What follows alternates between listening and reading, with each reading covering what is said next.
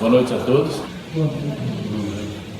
Maria, mais uma vez, está aqui na casa, trazendo o Evangelho de hoje. E como de hábito, toda quinta-feira nós damos sequência no Evangelho. E nessa sequência nós estamos no capítulo 15º, capítulo 15. O título é Fora da Caridade não há salvação. Mas o que é necessário para nos salvarmos? Jesus fez um quadro sobre o juízo final, nos dando uma ideia de como seria aquilo. Ele mostra aquilo de uma forma figurada. E ele fez isso porque naquela época os homens eram incapazes de compreender tão bem quanto a gente consegue compreender hoje, após muitos ensinamentos que tivemos nessas longas caminhadas que tivemos em várias reencarnações. E ele então ensinou por parábolas, por imagens, né? E essas imagens tudo são surpreendentes, fazem a gente imaginar realmente como poderia ser esse juízo final, né? Mas ele deixou para o futuro a verdadeira interpretação das palavras e dos pontos que ainda ele não podia explicar naquela época, né? Mas o que ele deixou, principalmente desde aquela época, é que a felicidade só pertence aos bons, aos justos. Quem não é bom, não é justo, ainda não está em condição de receber a felicidade. E o inverso disso também é verdadeiro. A infelicidade continua acompanhando aquele que ainda é injusto, aquele que ainda é mau. Narrou assim Jesus para nós: mas quando vier o Filho do Homem, na sua majestade, e todos os anjos com ele, então ele se assentará sobre o trono, e todos serão postos diante dele. E ele separará uns dos outros, como se fosse um pastor separando as suas ovelhas, o seu rebanho. E assim ele porá ao seu lado direito as ovelhas e ao lado esquerdo os cabritos. Então o rei dirá aos que estarão à sua direita: bem-vindos, benditos de meu Pai. Bem-vindo aos reinos do céu, que vos está preparado desde o princípio do mundo. E aí ele diz: porque eu tive fome, eu tive sede, eu precisava de abrigo, eu estava nu, eu estava enfermo, eu estava preso, e em tudo vocês me assistiram.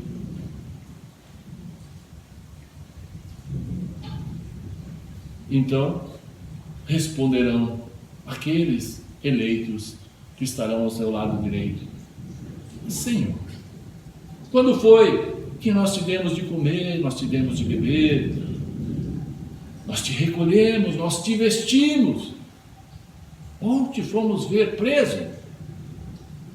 E respondendo, o rei lhes dirá: na verdade eu vos digo que todas as vezes que fizeste isto a um dos meus pequeninos, foi a mim que vocês fizeram. Então dirá também aos que estão à esquerda: apartai-vos de mim, fiquem longe de mim, dirijam-se ao inferno, que está aparelhado para o demônio e para os seus seguidores. E agora, os injustos, os maus, irão para o suplício eterno, e os justos e caridosos irão para a vida eterna. Nós sabemos hoje que não existe inferno, ok? Mas era a força de expressão que Jesus precisava usar para que todos entendessem que todo e qualquer sofrimento é um alto inferno. Toda e qualquer dificuldade, toda e qualquer doença, medo, terror, angústia, suplício, tudo isso é um inferno individual. Então aqueles que são maus e injustos ainda continuam passando por isso. E os que não fazem injustiças, aqueles que não são maus, já estão se libertando deste inferno. Mas nesse julgamento que o pastor separou de um lado para o outro, quais foram os motivos, quais foram as causas que fez com que ele escolhesse um para lá e um para cá?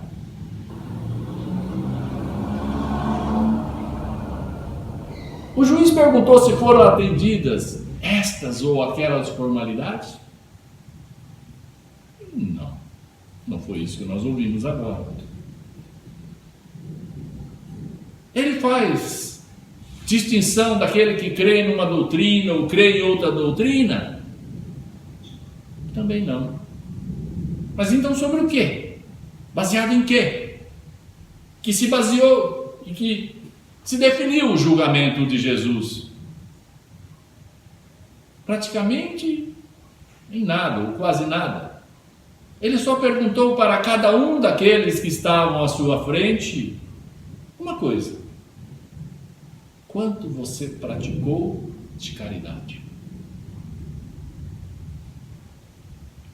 E, em seguida, aquele que praticou passou à direita, e aquele que não praticou passou à esquerda. E essa foi a única forma de julgar que Jesus usou. Simples assim. Só não entende o julgamento, chamado de julgamento final, aquele que não quer entender. Ele só exigiu um item, chamado caridade. Quem de nós vai estar à direita ou à esquerda? Basta que olhemos no espelho e falar: quanto eu tenho feito de caridade? Simples assim. O Chico Xavier conta que um pobre mendigo e cego tinha caído de um viaduto lá na central do Brasil, lá na terra dele. O Chico foi socorrer, foi informado, foi lá, pegou esse cego e colocou num quartinho. E deixou ele alojado lá para ele poder se recuperar, não tinha outro lugar para pôr. E o Chico velava junto desse cego à noite. Porque durante o dia o Chico tinha um emprego, ele trabalhava, ele precisava trabalhar.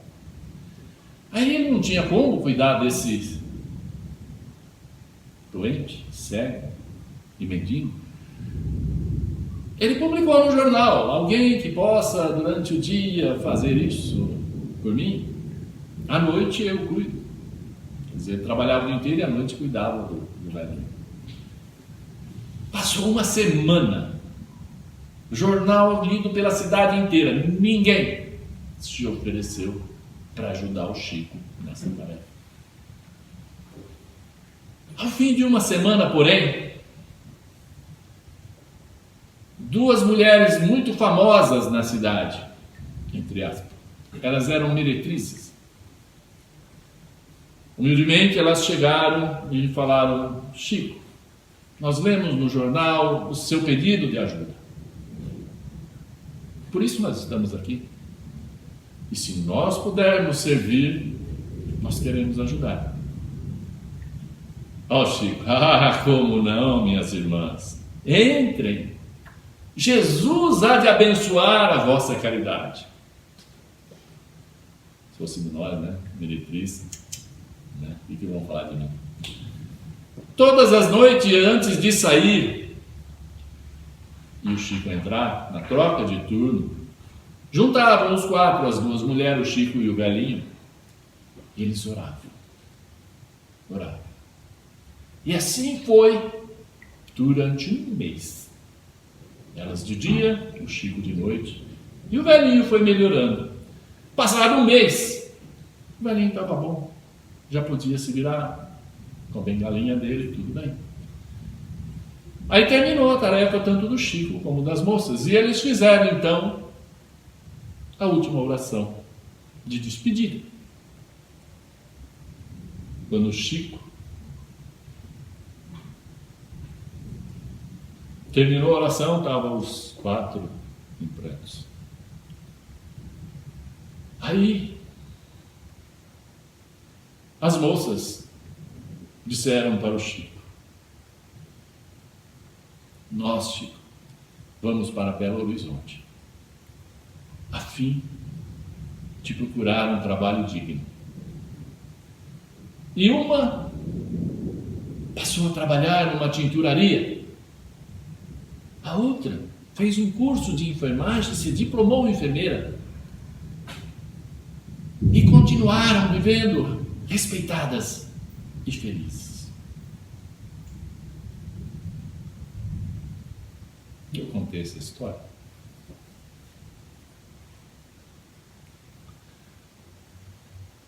para que todos possamos entender o que um mês de caridade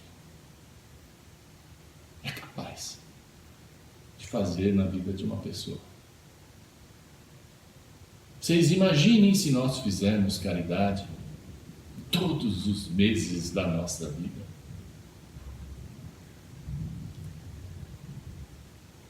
Vocês se lembram da parábola do bom samaritano, né?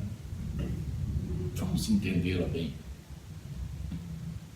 Um homem viajava de Jerusalém a Jericó e caiu na mão dos ladrões, que logo o assaltaram, despojaram de todos os seus bens e o maltrataram, surraram, machucaram. E foram embora, deixando-o desfalecido, quase morto. Passava pelo caminho um sacerdote, quando viu, desviou e passou ao longe.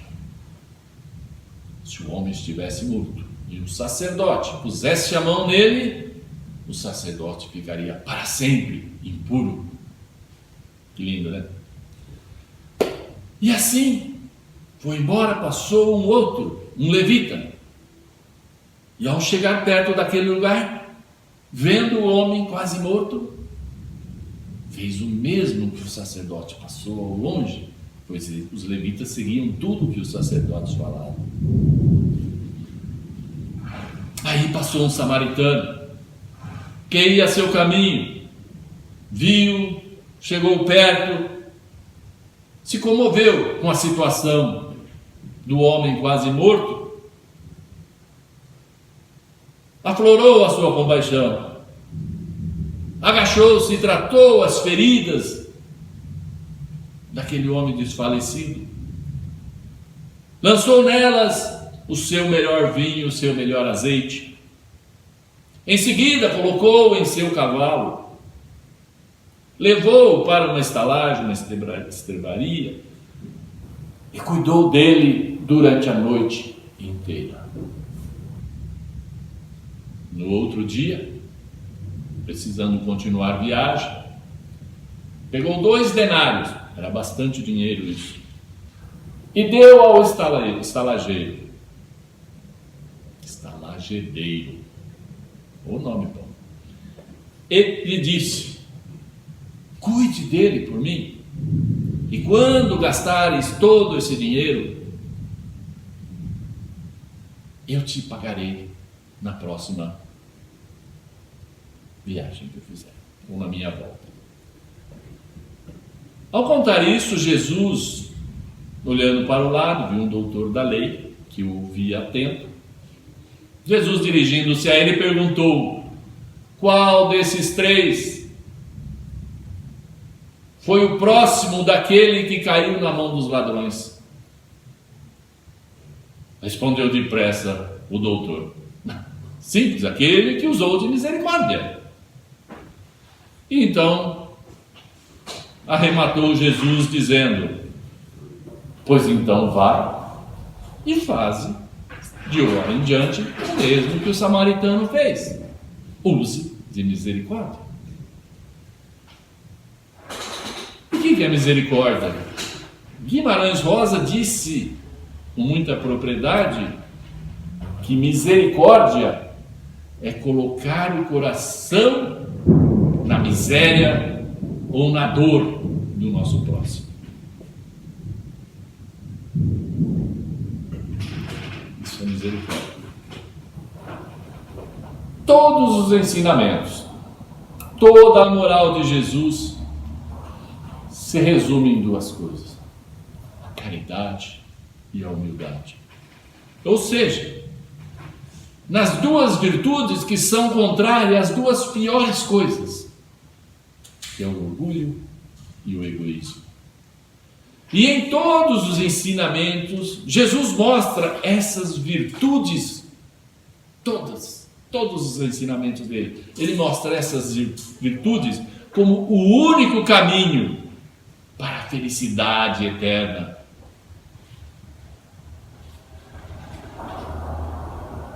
Diz ele: bem-aventurados os pobres de espírito, quer dizer, os humildes, porque deles é o reino dos céus. Diz ainda: bem-aventurados os que têm coração puro, bem-aventurados os mansos e os pacíficos, bem-aventurados os misericordiosos. Dizia mais ainda Jesus: amai os vossos inimigos, perdoai as ofensas, se vós quereis ser perdoados. Fazei o bem, sem nenhuma ostentação. Julgai-vos a vós mesmos, antes de julgar o próximo. E amai o vosso próximo, como se fosse a vós mesmos. E concluindo, ele diria: fazei aos outros o que desejaríeis que os outros vos fizessem. Então, meus irmãos, humildade e caridade, eis o que Jesus sempre nos recomendou, e o que ele mesmo nos deu de exemplo. O orgulho e o egoísmo foi o que ele sempre combateu. Mas ele fez mais do que recomendar a caridade, pondo-a claramente, em termos específicos, como sendo a caridade a condição absoluta para que se tenha uma felicidade futura. Vocês já ouviram falar: fora da caridade não há salvação? Quantas mil vezes? Quantas mil vezes nós já ouvimos falar isso? Fora da caridade não há salvação. Quantas mil vezes nós vamos ter que ouvir novamente isso, para um dia a gente começar a fazer isso?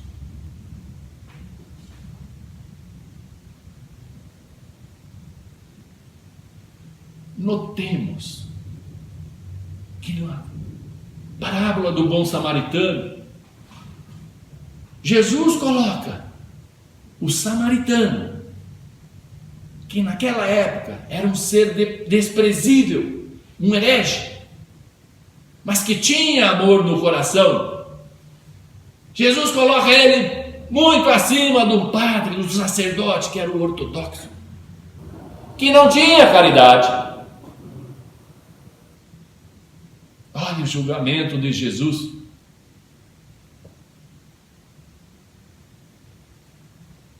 Com isso, nós constatamos que Jesus não faz da caridade como sendo uma das condições de salvação, mas como a condição única para a nossa salvação. Repetindo, Jesus não faz da caridade uma das condições, não. Ele faz da caridade a única condição da nossa salvação. Se outras condições devesse ser por nós preenchida, ele as mencionaria. Se ele coloca a caridade feita com amor na primeira linha entre as virtudes, é porque a caridade encerra implicitamente todas as outras virtudes. A humildade, a mansidão, a benevolência, a justiça e etc, etc, etc. E porque ela é a negação absoluta do orgulho e do egoísmo. A caridade, segundo Jesus, não se restringe a dar uma esmola, a dar um prato de comida. Não. A caridade, segundo ele, abrange todas as relações com os nossos semelhantes. Todas. Quer se tratem eles de inferiores, subalternos, familiares, superiores, chefes, patrões. Ele nos manda ser indulgentes. Indulgentes. Porque temos necessidade de indulgência. E Jesus ainda nos proíbe de humilhar o infortúnio, ao contrário do que comumente nós fazemos. Quantas vezes nós humilhamos aquele a quem damos um prato de comida? Não vou dar esse prato porque ele vai quebrar. Ou vou dar um prato descartável porque ele está com a mão suja. Suja é a nossa mente. Trate ele com todo o respeito. Será que na vida passada, esse que você está com nojo, não foi quem te alimentou? Não pode ter sido a sua mãe? Não pode ter sido o seu pai? E hoje, você dá um descartável para que ele não suje o prato que você usa na sua mesa. Isso é humilhar.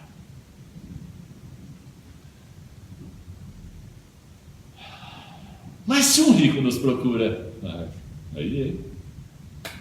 um rico nos procurando, aí nós atendemos ele com excesso de consideração e atenção. Ele é rico.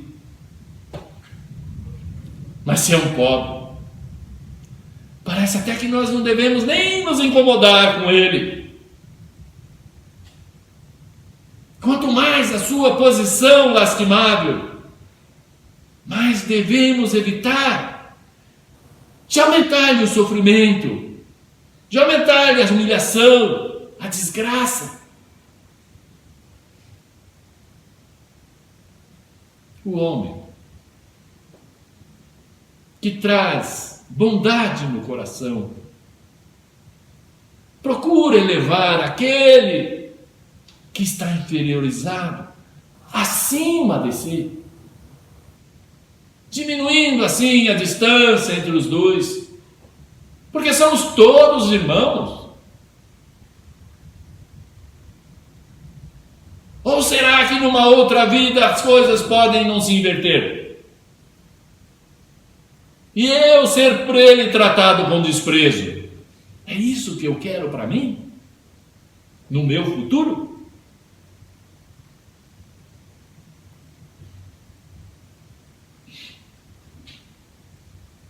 Qual é o verdadeiro sentido da palavra caridade como entendia Jesus? Está no nosso Evangelho 886. Benevolência para com todos, indulgências para as imperfeições alheias e perdão para as ofensas. Dito tudo isso, gente, vamos raciocinar um pouco. Se um filho de qualquer um de vocês, suponhamos 6 anos de idade, vai para a escola sozinho, no trajeto cai uma chuva, como essa que está para cair agora. E essa criança, meu filho, vai chegar molhado na escola. Vai molhar o seu lanche. Vai molhar os seus cadernos. Então ele vai chegar na escola que jeito? Com frio, com fome. Pode até chegar com febre, porque ele estava já meio doentinho. Mas e se ele, entrando na escola, ele for ignorado pelos professores?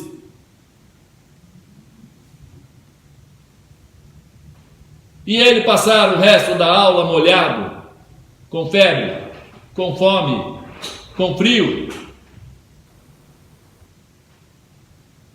Pergunto.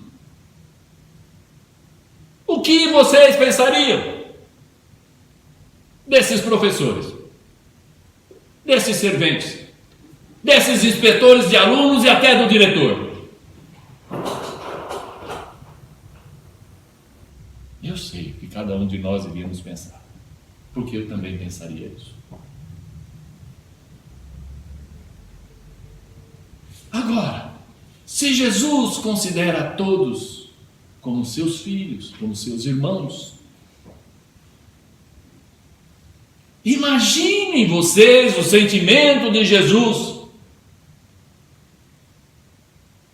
quando nós passamos perto do filho dele, um filho de Deus, e ele está com fome, e ele está com frio, e ele está doente, e eu passo ao largo. Vou me contaminar? É assim que a gente faz? A mesma coisa que nós vamos pensar dos professores, dos dirigentes da escola, é o que Deus de Jesus vai pensar de nós ao fazermos isso com um filho dele, nossos irmãos. Aí depois o que a gente faz? A gente vai rezar, né? E todos nós precisamos de um monte de coisa. E pedimos um monte de coisa.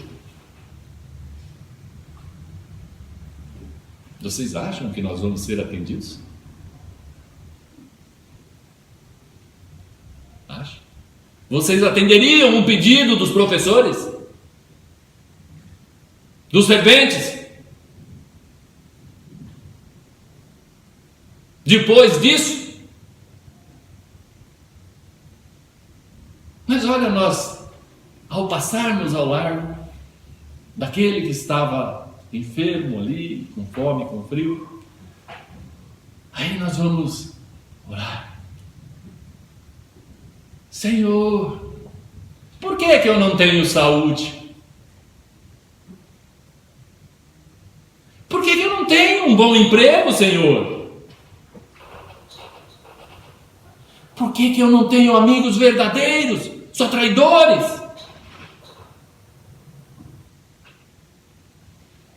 Senhor, por que nenhum relacionamento meu dá certo?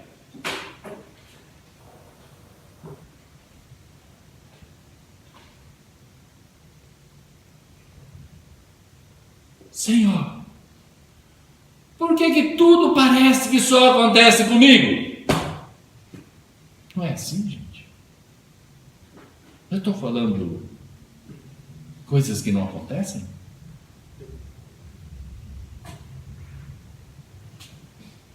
Não é exatamente por essas coisas que nós pedimos ajudas todos os dias para aquele que acabou de nos ver a não ajudar,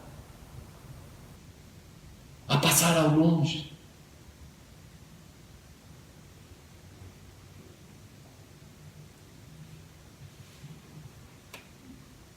Tudo isso que eu falei, que a gente pede sempre, não aconteceria conosco se nós seguíssemos os ensinamentos de Jesus. Caridade. Mas somos espíritas, sabemos, colhemos o que plantamos. Vejam só um exemplo. Se eu terminar agora o evangelho daqui a pouco, vai terminar daqui a pouco, se tudo, tal, aí o Gilmar no final falasse assim para vocês: olha, a nossa casa só tem uma saída. Vocês saiam por essa porta de vidro, peguem o corredor, tem uma outra porta aberta lá e vocês saem por lá. Tá ok? Tudo bem. Alguns sairiam por lá. Mas suponhamos que dentre nós tivesse alguns teimosos. Nós quase não somos teimosos, né?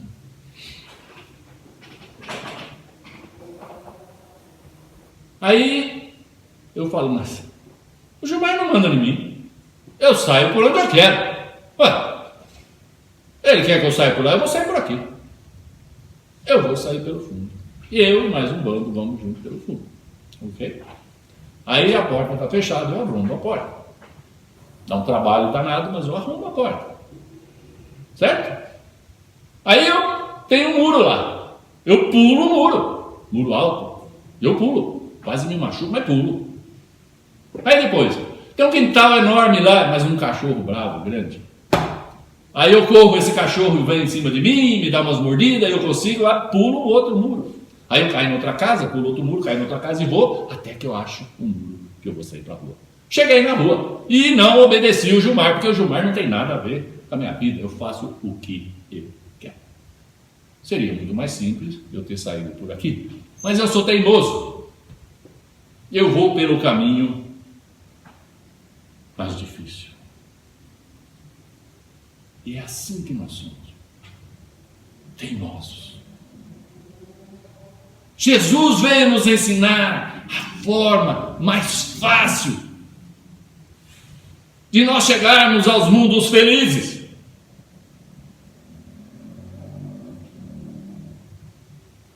Parece até que eu ouço Jesus dizendo: pega esse caminho, como o Gilmar falou, o caminho chamado caridade.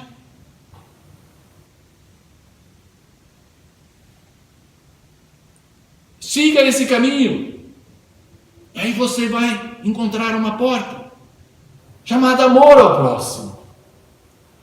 Não precisa nem bater, é só entrar nessa porta, passe por ela, e você já vai estar entrando naquilo que chamamos de mundos felizes.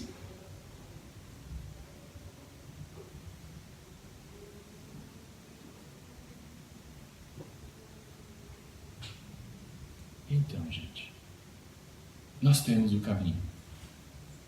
Nós sabemos o que temos que fazer. Só não fazemos porque ainda não deixamos de ser teimosos. Escolhemos o mais difícil. Queremos continuar a ser egoístas, a ser orgulhosos.